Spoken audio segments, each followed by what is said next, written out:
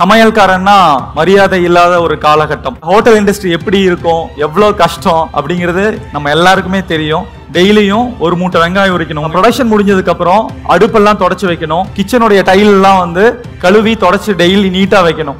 முதல் 5 வருஷம் என்னோட ஹார்ட் பீட் பயங்கர ஹையா இருக்கும்.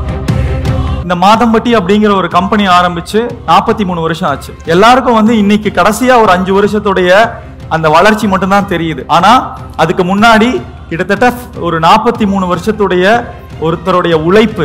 எனக்கு 8 வயசு இருக்கும்போது மாதம்பட்டியில ஒரு முருகன் கோயில்ல ஒரு பெரிய அன்னதானம் நடக்குது. பெரிய விறகடுப்பு போட்டு பெரிய பாத்திரம் வச்சு கிட்டத்தட்ட ஒரு 10,000 பேருக்கு சமையல் நடந்துட்டு இருக்கு. எங்க அப்பா ஒரு காவி வேஷ்டி, ஒரு பனியன், ஒரு துண்டை கட்டிட்டு சமைச்சிட்டு இருக்காங்க. இன்னைக்கு நான் உங்க முன்னாடி நின்று பேசுறேன்னா அதுக்கு மிக முக்கிய காரணம் எங்க அப்பா கத்துக்கிட்ட சமையல் அப்படிங்கிற கலை. கல்யாண மண்டபத்துல கிச்சன்ல ஒர்க் பண்றவங்க படிக்காம அனுபவத்துல இருக்கிறவங்க தான். சோ கிச்சன்லயே ஸ்மோக் பண்ணுவாங்க, வெத்தலைப்பாக்கு போட்டு சமைப்பாங்க. சோ இவங்களுக்கு எல்லாத்துக்கும் ஹைஜீன் அப்படிங்கிற ஒரு விஷயத்தை எஜுகேட் பண்ணும். 3 வருஷத்துக்கு முன்னாடி அமெரிக்கால கலிபோர்னியால கோவை கஃபே அப்படிங்கிற ஒரு வெஜிடேரியன் ரெஸ்டாரண்ட் ஆரம்பிச்சோம். அதுக்கப்புறம் லாஸ்ட் இயர் கொங்குநாடு பை மாதம்பட்டின்னு ஒரு நான்வெஜ் ரெஸ்டாரண்ட் ஆரம்பிச்சிருக்கோம்.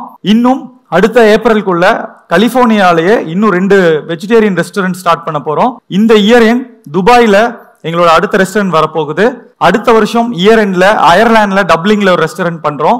அதே மாதிரி உலகம் ஃபுல்லா எங்க இருந்தாலும் நம்ம பிறந்த ஊர்ல ஒரு ரெஸ்டாரண்ட் வேணும்னு சொல்லிட்டு கோயம்புத்தூர்ல மாதம்பட்டி மிலிட்ரி ஹோட்டல் அப்படின்னு ஒரு உயர்தர அசைவ உணவகம் பண்ணணும்னு எனக்கு ஒரு மிகப்பெரிய ஆசை. அந்த ரெஸ்டாரண்டோட யூஎஸ்பியா நான் என்ன நினைக்கிறேன்னா, no fridge, no mixie, no grinder. அது எப்படி சாத்தியம்? ஒரு ரெஸ்டாரண்ட்ல எப்படி சாத்தியம்? அதை சாத்தியப்படுத்தணும். மக்களுக்கு வீட்டு முறையில ஒரு உயர்தர ஒரு அசைவ விருந்த ஹெல்தியான ஒரு விருந்த கொடுக்கணும் அப்படிங்கிறது this project is very close to my heart. ஒரே ஒரு விஷயம் தாங்க. இன்னைக்கு நான் உங்க முன்னாடி நின்று பேசுறேன்னா அதுக்கு மிக முக்கிய காரணம் எங்க அப்பா கத்துக்கிட்ட சமையல் அப்படிங்கிற கலை. அவரு எனக்கு சொல்லி கொடுத்த அந்த சமையல் அப்படிங்கிற கலை அதுதான் இன்னைக்கு இவ்வளோ சக்சஸ்ஃபுல்லா உங்க முன்னாடி நின்று பேச வச்சிருக்கு. எங்க அப்பா கத்துக்கிட்ட அந்த சமையல் அப்படிங்கிற ஒரு கலையை உலகம் ஃபுல்லா அந்த டேஸ்ட்டை எடுத்துட்டு போனோம். எல்லாருக்கும் அந்த டேஸ்ட்டை கொடுக்கணும் அப்படிங்கிற ஒரே ஒரு மோட்டிவ்ல தான் நாங்க எங்களோட ஃபேமிலியா ஒர்க் பண்ணிட்டு இருக்கோம். இங்க இருக்கிற ஒவ்வொருத்தரும் எதனால கேட்டரிங் ஜாயின் பண்ணீங்க, உங்களுக்கு பிடிச்சி ஜாயின் பண்ணிருக்கலாம். சில பேர் அப்பா அம்மா சொன்னாங்க, ஃப்ரெண்ட்ஸ் சொன்னாங்கன்னு ஜாயின் பண்ணிருக்கலாம். ஆனா படிக்க ஆரம்பிச்சதுக்கு அப்புறம் நீங்க ட்ரைனிங் போறப்போ உங்களுக்கு தெரியும் அந்த இண்டஸ்ட்ரி எவ்வளவு டஃப். அது ஒரு உலகம், தனி உலகம். வெளி உலகமே தெரியாது.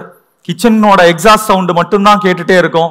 நம்ம ஃப்ரண்ட் எண்ட்ல ரொம்ப ஸ்டைலிஷா இருக்கும், ஆனா பேக் எண்ட்ல அவ்வளோ கஷ்டப்படுவோம்.